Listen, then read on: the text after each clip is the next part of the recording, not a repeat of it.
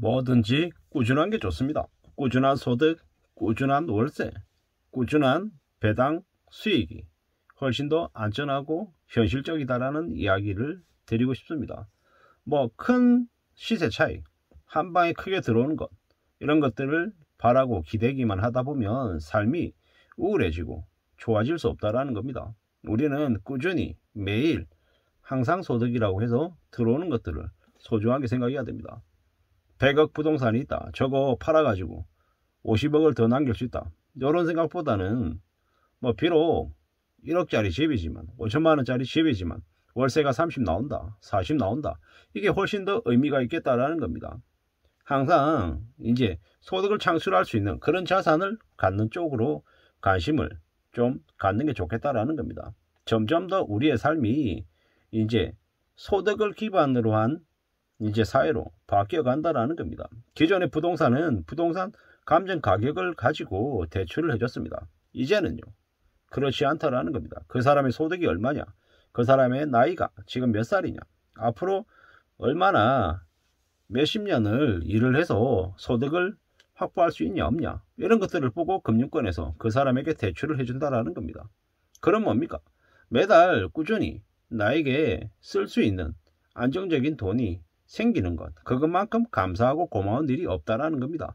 그런 꾸준한 소득이 있어야지만이 우리의 삶을 계획도 하고 설계하고 또 남는 돈으로 저축도 해가지고 또 미래에 대한 대비도 할 수 있다라는 겁니다. 그러한 모드를, 그러한 삶의 생활 습관들을 갖춰놔야 됩니다. 지금도 여전히 한국은 자산의 구성비가 부동산이 많이 몰려 있습니다. 그런데 선진국은 부동산이 아니라 뭐 현금성 자산으로 어느 정도 비중을 갖춰가고 있죠. 그들이라고 지금 갑자기 그렇게 됐겠냐고요. 그들도 마찬가지로 한국처럼 과거에는 부동산 투기가 있었고 주식 투기가 있었고, 그래서 부동산 같은 이제 현금화가 하기가 쉽지 않은 그런 자산의 비중이 매우 높았습니다. 근데 지금은요, 그렇지 않더라는 겁니다.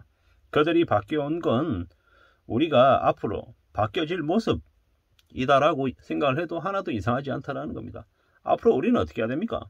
우리는 안 쓰고 안 먹고 무조건 저축해야 됩니다. 무조건 모아야 됩니다. 그래야 삶을 지켜낼 수 있다는 겁니다.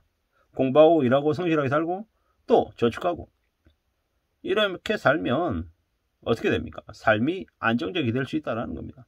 지금은 한국뿐만 아니라 중국이든 일본이든 유럽이든 미국이든 전부 다 불안과 공포에 가득 차 있습니다.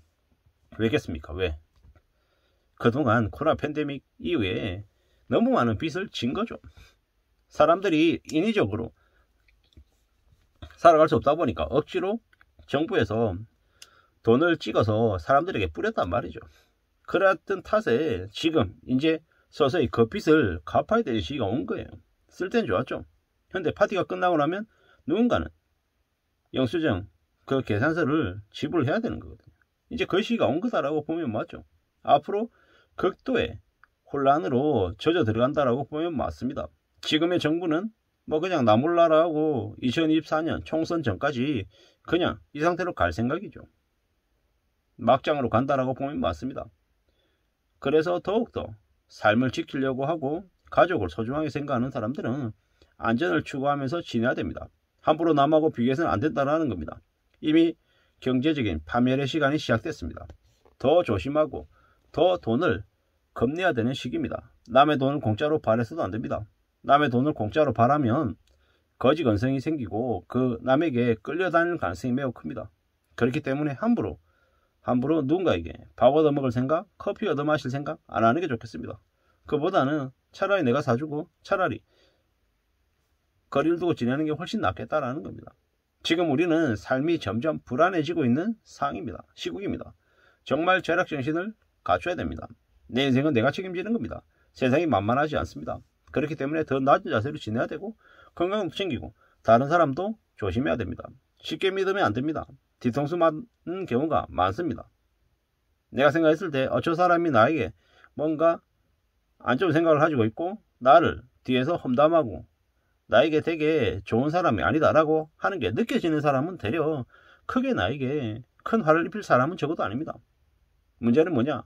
나에게 되게 잘해주고 있고 나에게 정말 정성을 다하고 저 사람 저런 사람이 없다 라고 믿는, 정말 믿는 그런 가까이 있는 사람이 아주 경계하고 조심해야 되는 사람입니다. 쉽게 믿었다가 큰 뒤통수를 맞을 수 있기 때문입니다. 세상에는 남이 죽든지 말든지 자기만 잘 먹고 잘 살겠다고 설치는 악마들, 쓰레기들이 차고 넘칩니다. 그런 이들이 가득 차 있는 사기꾼들의 나라가 대한민국입니다. 그래서 더 조심해야 됩니다. 앞으로 더 정신 차리고 더 나은 자세로 지내야 됩니다. 1억을 벌었다, 5억을 벌었다 이런 얘기보다 매달 5만원 더 벌었다, 10만원 벌었다 이런 일에 신경 쓰는 게 낫습니다. 왜냐? 1억, 2억을 버는 건 비현실적인 일이고 매달 5만원, 10만원은 내가 어떻게 좀 컨트롤하고 좀 잘 마음 먹고 움직이면 해낼 수 있는 일이기 때문입니다. 그렇게 생각해야 매달 5만원, 10만원, 20만원을 더 갖춰놓겠다라고 마음 먹고 움직여야 나중에 그게 10만원, 20만원이 아니라 100만원 되고 200만원 되고 300만원 혹은 그 이상이 될 수 있다는 겁니다. 그런 마음으로, 그런 생각으로 사는 게 좋겠다라는 말씀을 계속 드립니다. 고작 5만원 가지고 10만원 가지고 구질구질하게 저렇게 얘기한다 라고 얘기하겠지만 누군가에게는 그 10만원이 한 달 식비가 될 수도 있고 정말 극단적인 선택을 하려고 하는데 그런 생각을 없애게 해주는 아주 큰 돈일 수 있다는 겁니다. 누군가는 호텔 뷔페 가서 한 달에 한 번에 인당 20만원, 30만원 쓰는 게 당연한 거고, 또 누군가는 그 돈을 가지고 한 달이 아니라 2달 이상의 식비로 충당하는 일이 생기는 게 지금의 대한민국입니다. 자본주의이고 빈부의 격차가 점점 더 심해지고 있다는 거죠.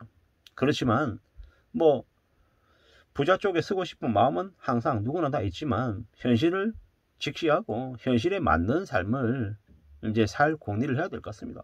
내가 벌이려 드는 돈이, 생활비로 내가 쓸 수 있는 돈이 50만원 밖에 안 되는데 200만원 쓰는 사람을 보면서 그를 따라가려고 하면 어떻게 됩니까? 내 인생이 파탄 나는 거죠. 되게 뻔하고 당연한 얘기입니다만은 우리가 그걸 실생활로 또 적용시키면 또 상황이 또 달라집니다. 내가 커피를 마시고 내가 술을 마시고 담배를 피고 한 여기에 들어가는 돈이 이거 얼마 된다고 라고 얘기하지만 누군가에게는 목숨 같은 밥값이다라는 거죠. 과거에나 지금이나 사람들은 먹고 사는 문제가 신입니다.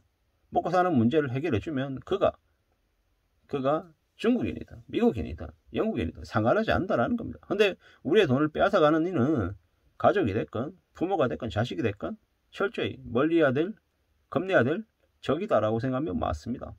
정말로 삶을 안전하게 살아가기 위해서 어떤 태도, 어떤 모습을 갖춰야 될지에 대한 고민을 계속해야 되겠습니다. 그래야지만이 삶을 지켜낼 수 있을 것 같다라는 말씀을 드립니다. 작은 것을 절대로 소홀히 생각해서는 안 되겠습니다. 뭐든 꾸준한 게 최고입니다.